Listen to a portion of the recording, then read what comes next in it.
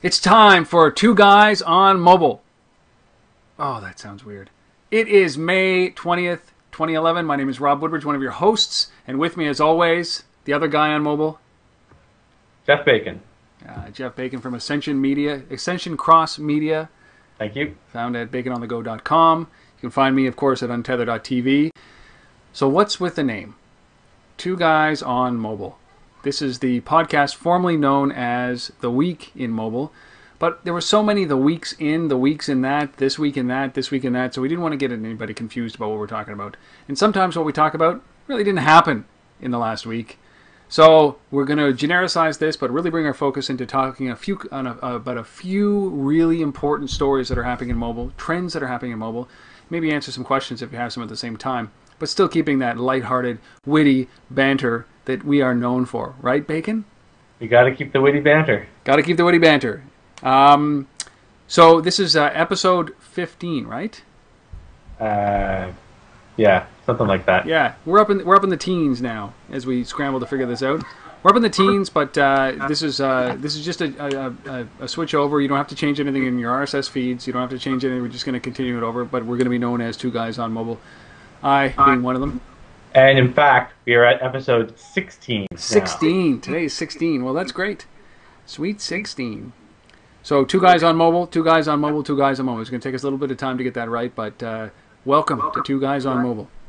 It's just, I think we might change that again. Two Guys on top of mobile. Let's dive right into this, Jeff, so I don't have to say that title again. It'll grow on you. One of the things that we've definitely heard over the last some of the trends that we're seeing, one of the biggest ones we're seeing is this Amazon taking over the Android marketplace. Right? It just seems that what these guys, every week there's an announcement from Android talking about, or from Amazon talking about, their retail strategy, which it just seems is very good. And this week we heard from Popcap saying that they are actually going to offer two of their games. Actually, this would be the three total. Two more games on an exclusive deal with Amazon for the first couple of weeks of the launch. First game that's going to come out in a little while is called Chuzzle. They also said it's going to be free for the first day. This is pretty aggressive.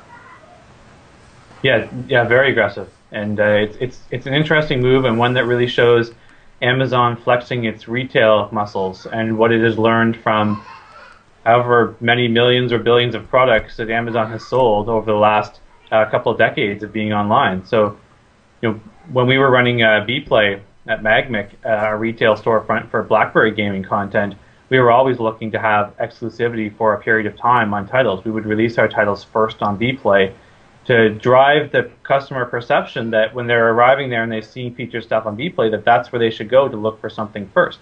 It also helped when you're marketing and you're sending out your newsletters and saying, come and get it here. This is where the only place you can get it. The only place you can get it is here for a week. So you're not sending out marketing and driving people to somebody else's store. The only place they're going to get what you're marketing is at your store. So it makes a really big impact on the number of people who are responding to your marketing on a regular basis and the number of people who are actually taking action on it as well. Well, it's interesting that they're going to offer it for free for the first day, which is another thing that Amazon, I guess, can do because of their convoluted pricing mechanisms. That they're guaranteeing a price to the publisher, but then they can actually say, "Well, we'll do it for free, but we'll give you a minimum price per unit sold." Just good strategy, I guess.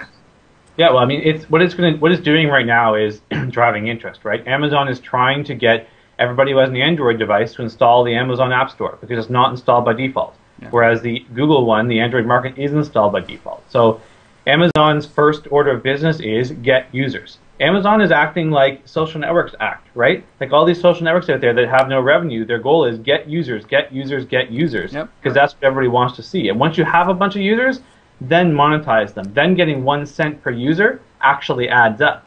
So Amazon is looking at this now saying, well, if we can get out there into every Android handset, get in people's mindset that one of the first things they should do when they get an Android handset is go and download the Amazon store, or get it in OEM's minds that they should embed the Amazon storefront because it's important.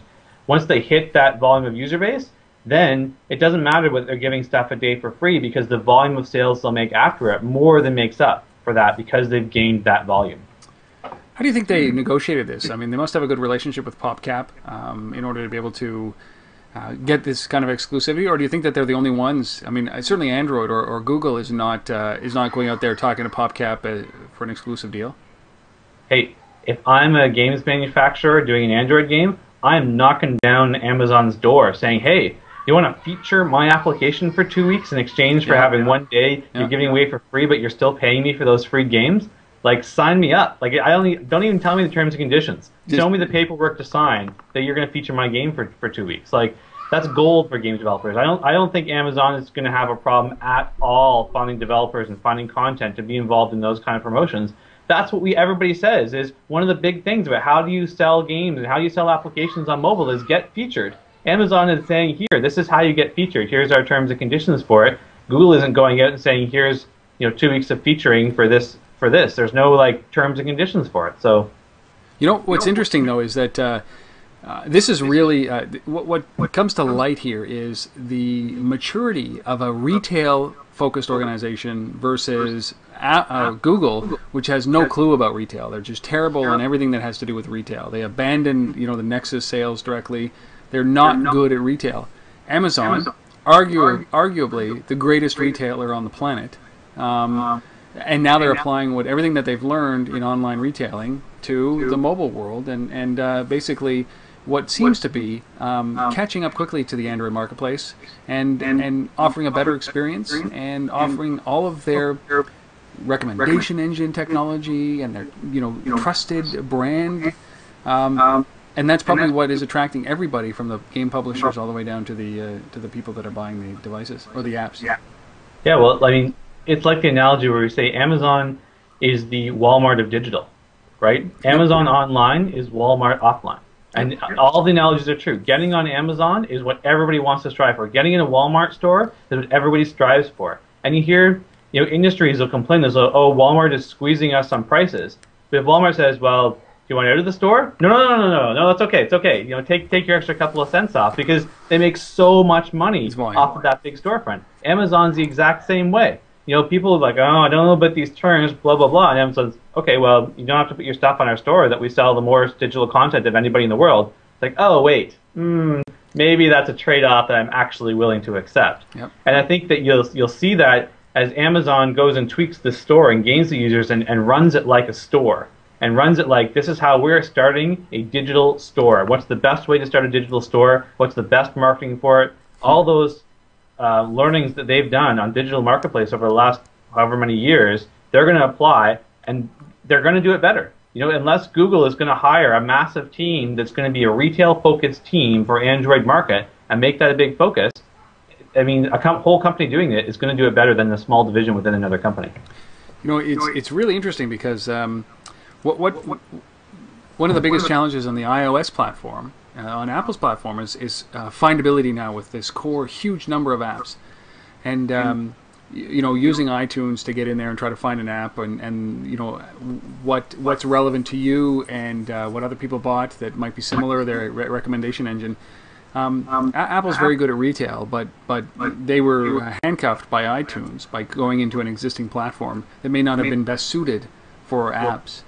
But Amazon is about to try to do the same thing with their recommendation engine. So they're going to be able to do this a little bit better, certainly. And there aren't as many apps in the Android store on Amazon than there are in the iOS or the Android marketplace. So this is going to be interesting to watch. Man, this is going to be interesting. Yeah, and it's interesting when you compare it to Apple as well because, well, Apple may not have had the perfect setup for getting applications in front of users. They do know how to retail. Yeah. They may not be quite as good a digital retailer as Amazon, but they're a lot better than most people that are at it. And they could have said, you know what, we're closing our ecosystem down, so we're the only people that can sell it, so we don't have to be quite as good. They didn't take that tack. They said, no, we're the only people that can sell it, and we're going to sell stuff well. We're going to make changes. We're going to evolve our storefront to be high-end. If you look at, I hate to throw RIM under the bus for this example, but when RIM launched their store, the App World store, a couple years ago, it was like the UI design was horrible. It was not built by someone who understood digital retailing. And they've made changes over the last couple of years that have improved it to move more towards what you need to do as a digital retailer. it's still not there. It's still not run by somebody who's given the autonomy to say, you know how to digital retail? Run the store. Yeah. Run the UI, market it like a store. It's still kind of straddling that line. Straddling the line between retail and legal. Yeah, retail and engineering. Exactly.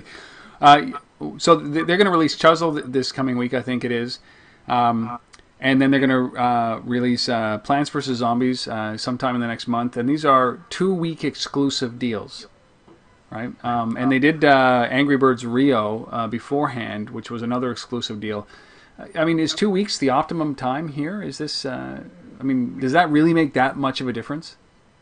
The time frame is about the time Amazon wants to have content refreshes in place, right? So you want to have your content be refreshing on a regular basis so you get people coming back and looking for things that are new. Yeah. So you can't really dedicate featured spots too long, because either you end up with too many featured spots, which is a problem on RIM's App World market right now with like 50 featured slots you have to scroll through, or you end up with people that are featured for too long, which is in a limited number of slots, in which case you come back every day, you see the same thing, you don't come back the next day because you think it's going to be the same thing. So there's a balancing act there between how many features do you have and how frequently do you change them?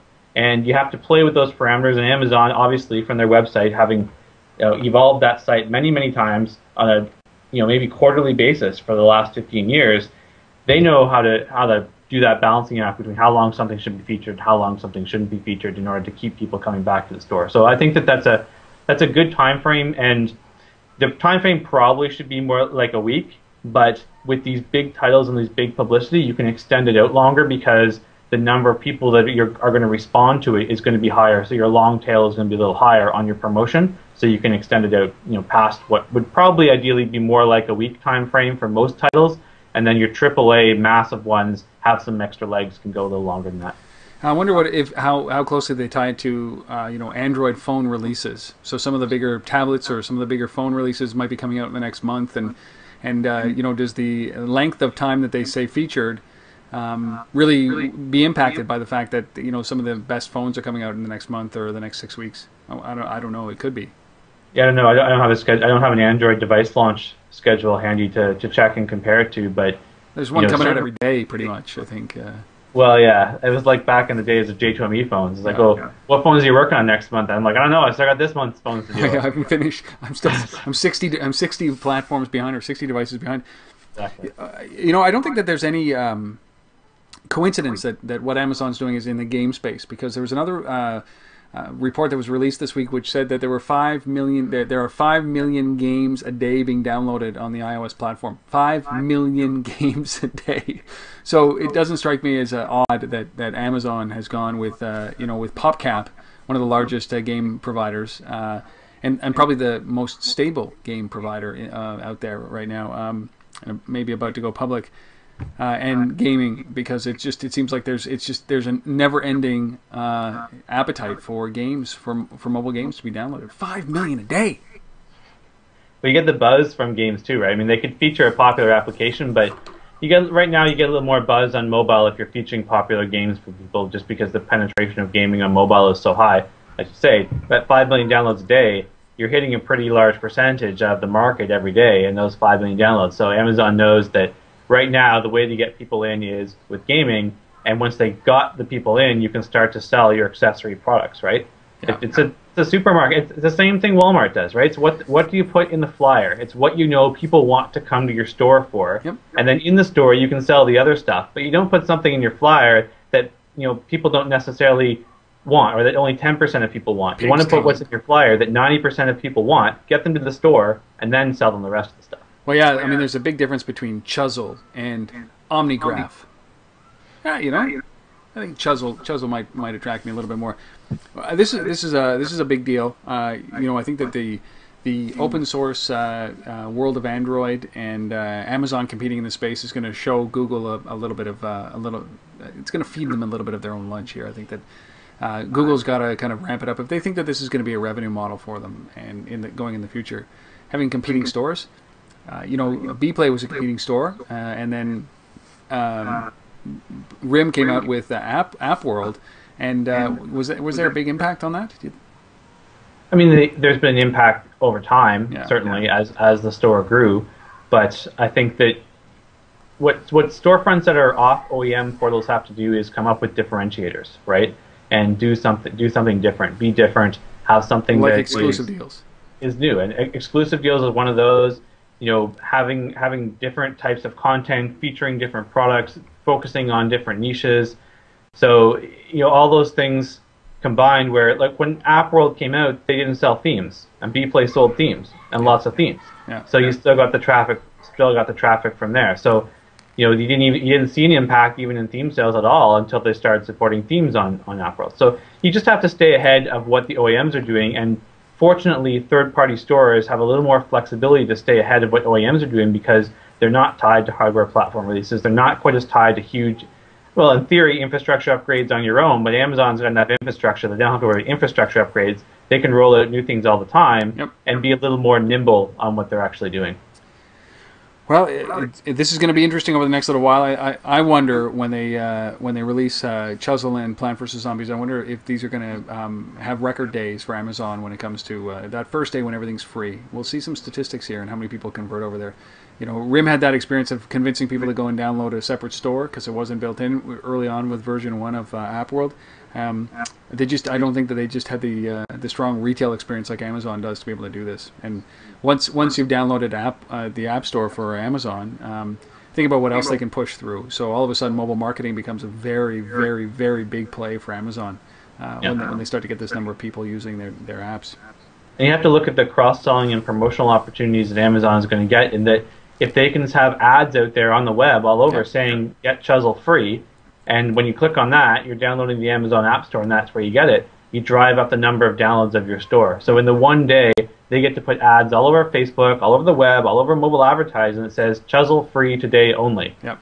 The click-through rates on that are much higher than saying, Joe's app, or come download the Amazon App Store for cool stuff, right? Yeah. I mean, giving someone a distinct call to action with a product that they can identify with, you get your click-through rates are way, way, way higher. So that's story number 1. Amazon inking an exclusive deal with Popcap to launch Chuzzle and Plants vs. Zombies. That should, retail versus engineering. This is going to be a good battle. Second thing, I think that everybody is sick and tired of hearing about Microsoft acquiring Skype. The deal that went down 10 days ago, $8.5 billion. Whether you like it or not, there's a bunch of other rumors that are floating around now about actually Microsoft closing or finishing the loop or closing the deal on Amazon, or not on Amazon, imagine that, on Nokia.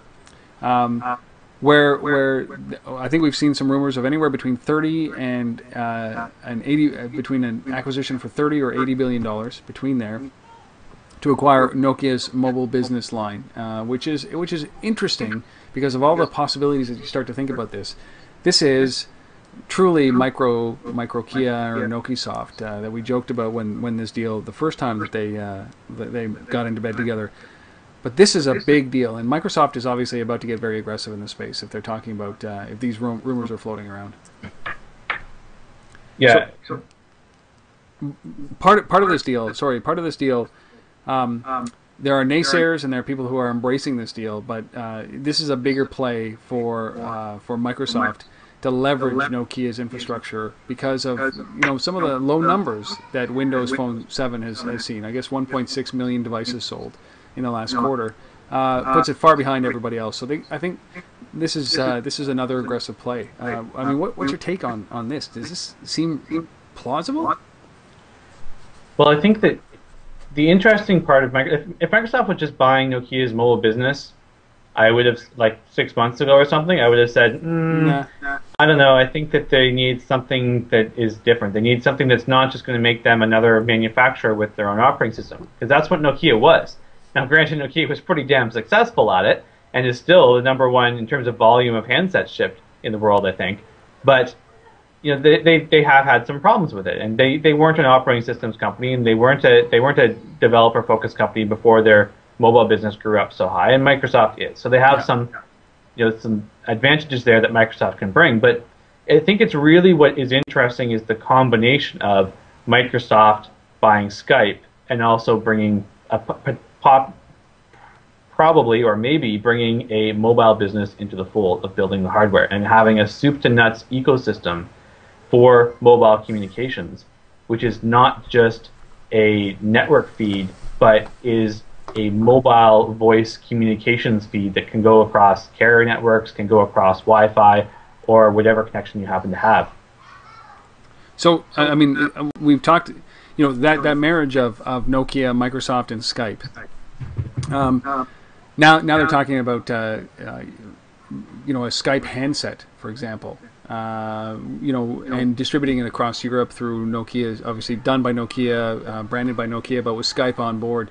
I've seen some of these. So when I was in London, in the UK a while back, they did have Skype phones. They just had standalone Skype phones, right, where you did your Skype out number and you used that instead of your carrier. So I don't think this is revolutionary what we're talking about here, but certainly they have 145 million users who use Skype. And Skype Mobile has been downloaded 5 million times. So obviously there's a demand for this. And I use it all the time off my mobile. Yeah, I think what's interesting actually is that number you just said there, which is, there was an infographic that was on your Pulse Me site, and I think I read it on my posters there, which was showing kind of a visual representation of some of the social networks that are out there on the web with kind of circular graphs. And they showed balls. They kind of modeled it as planets. But the point was there was circles of different sizes for the different networks that are out there. And by networks, I'm including Gmail and Hotmail and such. And Skype was number one. Yeah. There's more Skype users than Facebook users that are out there. But what was interesting was the delta between the percentage of Skype users who access it in mobile versus some of the other platforms. So Facebook was, I don't know, like 25, 30% of people accessing it on mobile, where Skype looked like it was more like 10%, if that, of people that were accessing it on mobile at all. So there's this huge gap there between the percentage of people who use Skype and use Skype on mobile and the percentage of people who have a mobile device, right? Like we know that ratio is way higher than people who are using Skype on mobile. And the question is, why aren't you using Skype on mobile? What is preventing you from using Skype? Now, historically in North America, what's been preventing you is that the carriers have all blocked it, and the hardware manufacturers have blocked it because the carriers have asked them to block it, because the carriers have been worried about losing revenue of voice communications to people using Skype. Coincidentally, in that same time, every time I go to the States and roam on AT&T's network, I get dropped calls left, right, and center because their network can't handle the call volume. So I think carriers are kind of now understanding better how to monetize data, and the perception for people of buying these smartphones, of buying data plans, it's becoming commonplace. Even 5 years ago, someone would ask me, well, what does the data plan cost? Like, what are you paying for data? Where now it's just like, okay, I'm going to have to get a data plan for it. Like, so find me the best data plan.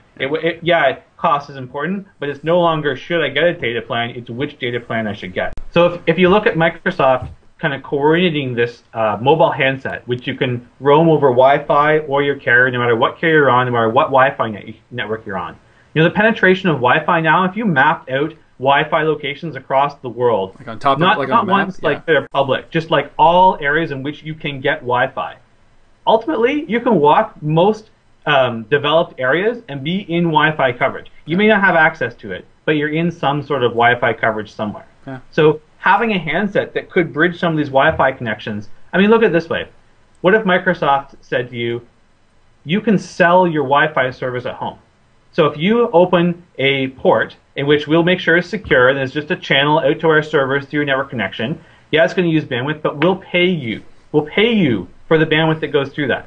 So if you open it up so that Skype people, Microsoft Skype phones, can leverage your Wi-Fi network, we'll pay you more than it costs you for that bandwidth. So you're making money by letting other people use your Wi-Fi connection. It's effectively a distributed wireless network. Yeah, it's like a mesh network.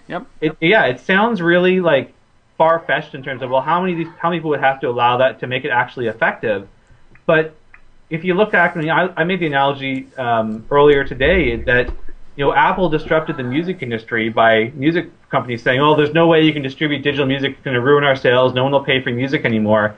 Kind of the same way carriers are a little bit worried about disrupting their voice business, saying, well, people, what are you going to do? We're not going to be able to charge for voice calls anymore. Yep. So I could see us looking back 5, 6, 7 years from now and saying, Microsoft put the gears to carriers and forced them into a situation they didn't like, just like music companies were forced into it by Apple. But in the end, there's much benefit not just for those companies, but for the public at large. Absolutely, and well, the public at large, and I think that that's one of the big things that you're going to struggle here with is that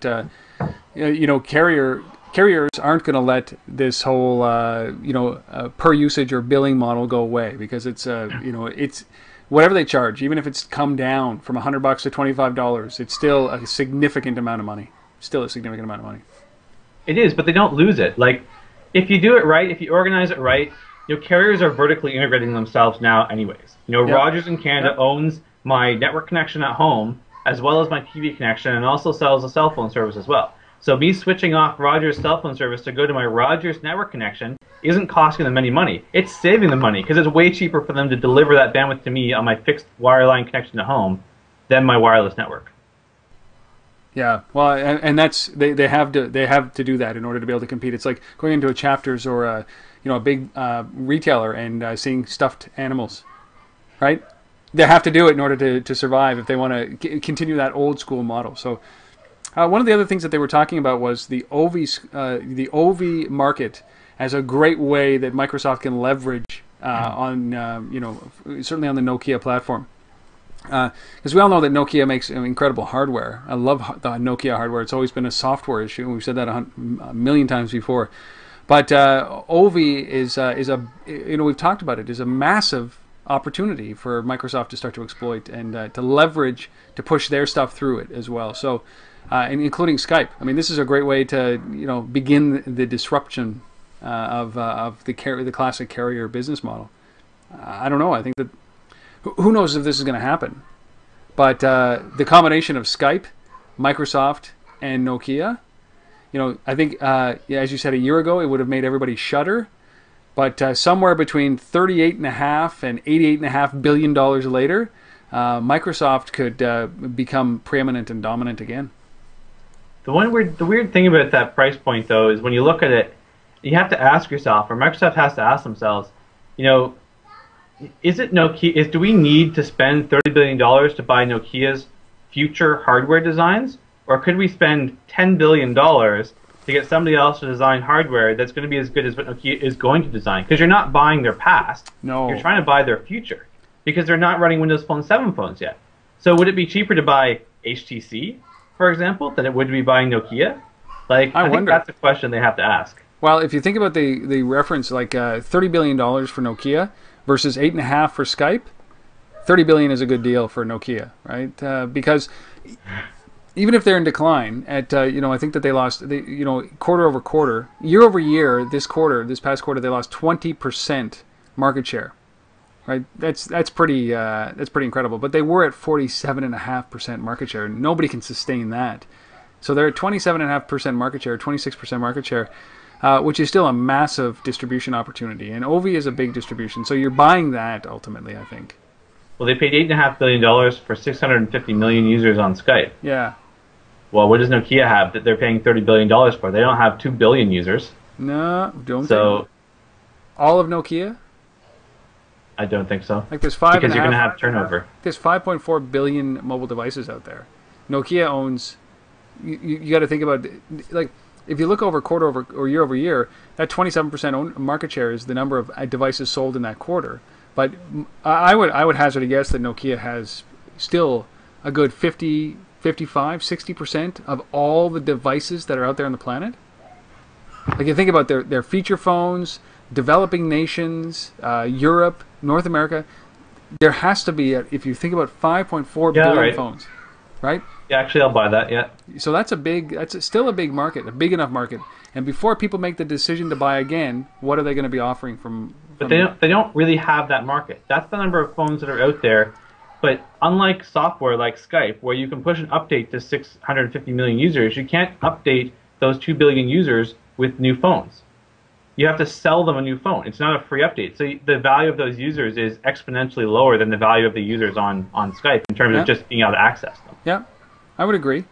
Who knows where this is going to go, but it's good. It's fun to speculate, isn't it? Oh, yeah. And it's interesting to actually kind of look at the 650 million Skype users, and Microsoft paid $8.5 billion for them, and Facebook's valuation based on number of users as well. Yeah. As an aside. But So there was the third story we're going to attack a little bit lighter. Right? Maybe not as much speculation, but it's an opinion as well. There's a great article on Read Write Web about should you give away a free app with a paid app? And I get this question all the time. Is it, what's your app strategy around this kind of thing? Is it, do I launch them at the same time? Do I give a free one, a paid one? There's never an easy answer to this, but ultimately people are giving away free. They do this. They launch a free app at the same time as a paid app. It's a handcuffed app, right? It's limited in the levels, or the features, or or whatever it is, or the uses. And then they charge. They put one up for fee, and that fee may be $4.99 or $2.99 or $1.99 or 99 cents or something like that. But ultimately, you've got the free one, and then you've got this one that just kind of steadily gets as close to free as possible. And I mean, what's the use of that? Ultimately, at the end, is that you're giving them a limited trial of something, and then in 6 weeks or 8 weeks, that app is half the price, and then half of that price, and then it's ultimately free again by the end of it. So interesting topic. I mean, what's your insight when it comes to free versus pay?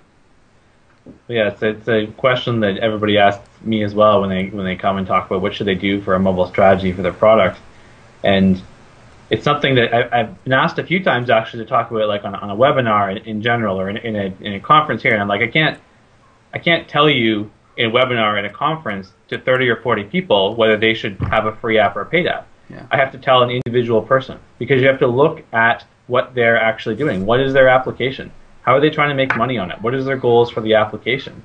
All those questions, among many others, are really the ones you have to ask. And building a strategy for free versus paid, or having a trial, or having in-app purchase, or that monetization strategy, having a free app and a paid app around, it all depends on what the strategy is for your business, for your mobile experience overall. And there's many times when you absolutely should have a free application. And there's many times when you absolutely should never have a paid application. You should only have the free one in place. Yeah. Or you have a brand that is so strong that you don't need a free, because everyone will pay it without trying it. So you really need to look at each individual case. One of the ways that I answer this question is very simple. Is that are you a for-profit business, or are you a non-profit business? And are you trying to actually generate more interest from new customers, or are you trying to satisfy an existing customer demand? Somebody who's already paying you a whole lot of money over here, and is that just to complement the brand, or is it a way to actually facilitate sales of your brand's product from a mobile device, and or to be found? And this is but ultimately, we see this a lot of the times, is that games fall into this category where they give a free trial or a limited version of it, and then as an enticement to go out and buy the full game. And I wonder if the effort is worthwhile. I'm just trying to figure that out, and I think that a lot of people are doing that, because even if it takes an extra week to create a handcuffed game, is that worthwhile when you're selling a game for anywhere from 99 cents to $2.99 or $3.99? Really, are people that cheap? Well, for gaming, it's the question I usually ask for gaming is, can you provide a compelling experience in less than 5 minutes? And can you provide a compelling experience in less than 5 minutes that makes somebody want to spend the next 15 or 20 or 30 minutes or 2 hours playing your game? Yeah. If you can probably do a free application, because at the end of that free, they're going to be like, I really want to play the next one, and I validated why I got this free application to try the paid one. Yeah. And so that can actually enhance your sales, because especially if it's a concept that isn't easy to explain or doesn't show up very well in a description or a screenshot, but when you play it, it's really fun. In that case, you've got to get people playing it, playing the game, and then converting them over to a paid one. But you can't just throw up the first level, at the end of the level say, thanks for playing, go, you're paid. You have to give them an experience in your free application as well. So, for example, Spades that we did at Magic, Spades King, the light version is played a ton, and people replay the light version all the time. And you can actually play a game of Spades in the light version. And the paid version sits in the top 5 paid card games on iTunes. Yeah. And yeah, there's a free version people can go and get, but the free game is fun, it's compelling, it doesn't just kick people out after playing 2 hands to get them off. It gets them playing the game, and it gets them to want to go, you know what, I do like playing this game. I've played this game a few times. I wish I could play this game mode. Okay, it's worth paying the $2.99 or $1.99 or whatever the cost of the game is. You know, I remember at Magmic when we would spend some time about this, because originally when we were just doing games on the BlackBerry, we would offer what was a 72-hour free trial of the game, right? And then it would expire. It started out that... Before we got it down to, actually, in the end. Say that again? I think we got it down to 24 hours. But that's exactly what it was. We found out that, you know, for casual games, 72 hours, you can get bored of the game within 72 hours. So people were downloading it, installing it, playing it for 72 hours, and then, you know, they got their fix and then they carried on. So driving it down to 24 hours, you know, we even participated in experiments about doing, you know, 4-hour trials or 3-turn trials, or, you know, there's ways to do this so that you don't that you want to force an action. You want to make sure that they understand the gameplay and the mechanism, and it's an engaging game, but you also don't want them to get bored of the game so that they don't buy it ultimately. So some of these tactics that we used were, you know, 2-hour trials or 15-minute trials. We did with Rogers on a couple of games. 15-minute trials, right? So you download it, you get to play it for 15 minutes, and then buy or not, right? AT&T, it was 5-minute trials. 5-minute trials. Like that's so, you know, when people throw up two versions of the game onto iTunes or App World or App Store, you gotta think about alternative ways to show the gameplay, you know, beyond the you know, the classic screen grabs that people are using. But that's another way to mitigate it. So to be able to offer some kind of value for a short period of time that gets people engaged in the game enough to be able to actually, or the app, to go and buy it, right? That's number one. It's got to be. And they'll, sorry, go ahead. But it doesn't have to be a free version, right? True. You can do it without having a free version of it. And when Apple introduced in-app purchases, it changed a whole category of games that were offered for free into being free to then upgrade to pay within them. And I don't mean just the freemium titles that are like virtual goods. I mean, instead of having a separate trial build and a paid build where you have 2 games up on the store, to have a game that's free to download, and at the end of the trial, instead of saying go get the paid one, it says, would you like to upgrade to the paid one right here? Yep. And which was good. And that's another section of game. It doesn't mean all trials should go that way. And one of the downsides you get is that if you have a trial game and you have a paid game, and 90% of your users have tried the trial game first, the people who don't like it and rate it poorly are rating the trial game poorly. Mm-hmm. But the paid version is only paid by people who like the game. So your ratings on the paid version are higher. Yeah. So when you go to get featured by Apple and places like that, they take high rated games. So you kind of split your reviews that way. Whereas if you have one SKU that has a paid with an upgrade in it, everyone who doesn't like it, if they're going to rate a game, it's that same SKU. So you get a much more balanced mix of people who do and who don't like your game. And because it was free, they might have just tried it, and they may not be your target gamers. You might have had an action gamer download your card game for some reason and go, oh, I don't like this game. But he's an action gamer, he doesn't like any card game, and now you have a negative review on your game. So there's a balancing act there between the two. It's so funny that you have these kind of conversations, right? Because people's opinions matter so much. The aggregate opinion matters so much, even though, as you said, they could never have ever liked the game. You could have chosen the wrong color for something, and you know, people are that temperamental.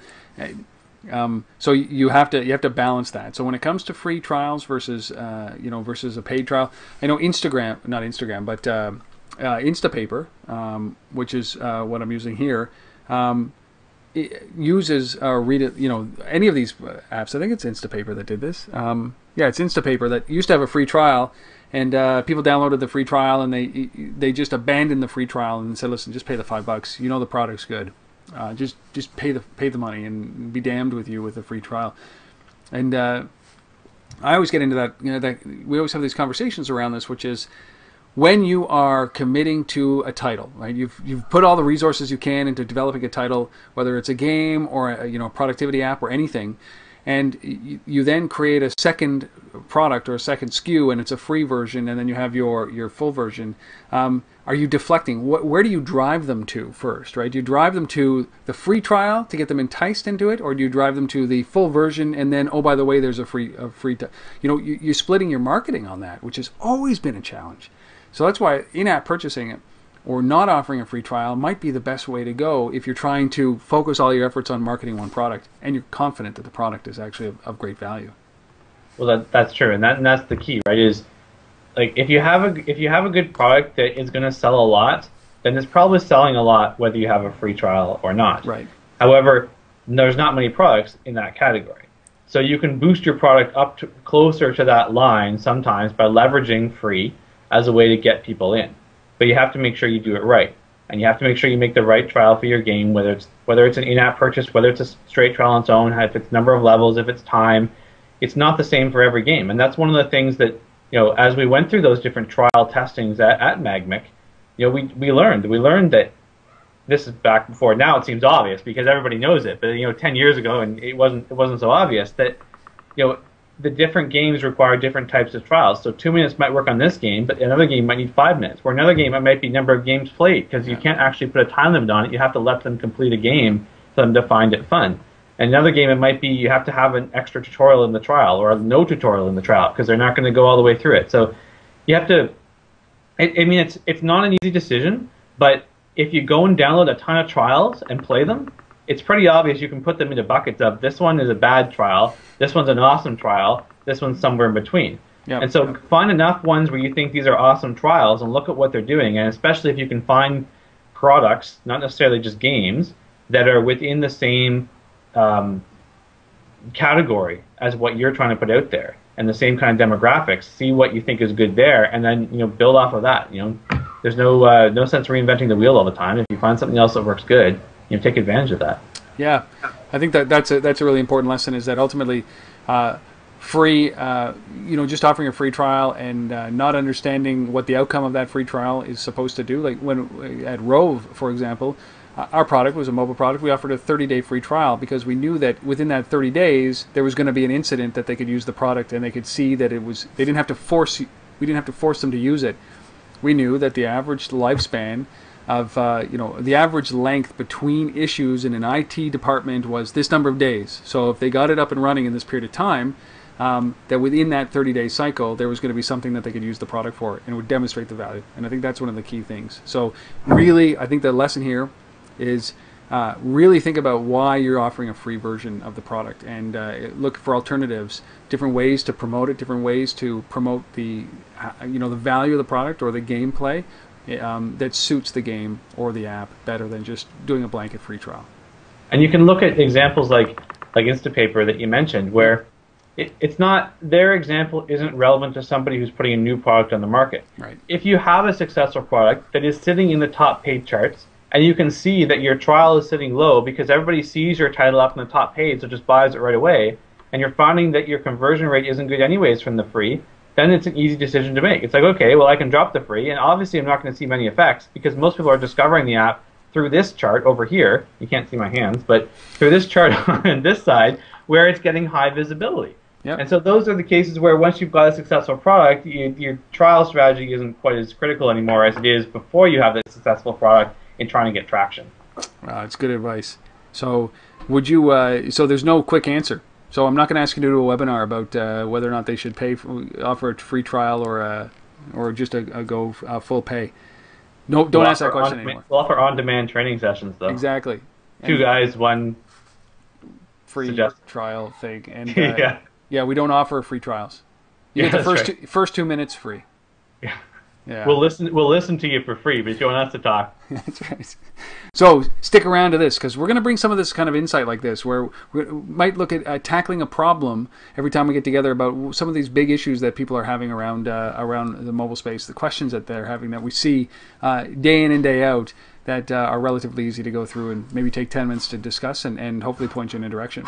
So look for that going forward as we close out this episode number 16, but episode number 1, episode number 16 of this whole thing that we've done, but episode number 1 of Two Guys on Mobile.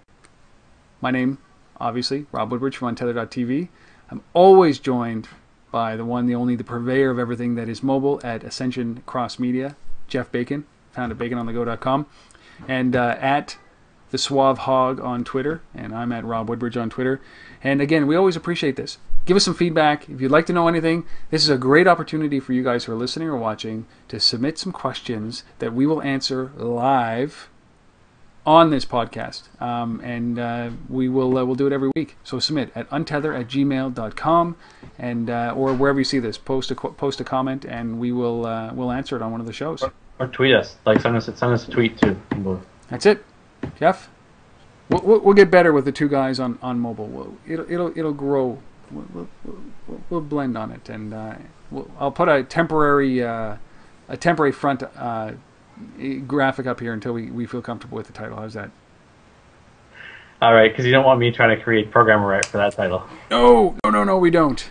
So once again, we'll be here next week, next Friday. Thank you guys for listening and watching wherever you may be, and go and enjoy a beautiful weekend. We'll see you guys next week.